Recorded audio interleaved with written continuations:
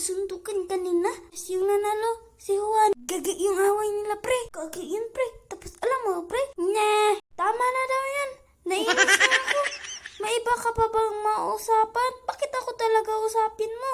Iba na naman. Huwag dito. Types of friends experience. Hello mga people! Welcome back sa panibagong video. Itong video na ito, mag-talk tayo about types of friends. So, let's start. The quiet one. Ito yung kahit ano yung sabihin mo, makikinig lang yan. Hindi yan magsasalita. Tapos ganyan yun, pre. Nagsuntukan sila, pre. Tapos ganun yun, pre. Meron daw nagka-crush sa'yo, pre. Pre, punta na ako, pre. Bye-bye. Siyempre, meron din ang madaldal.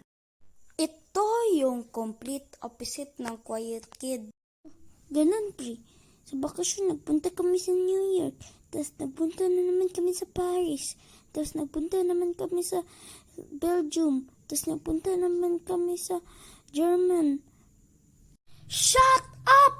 So, next is makulit. Ito yung may maraming kaaway. So, how was your day?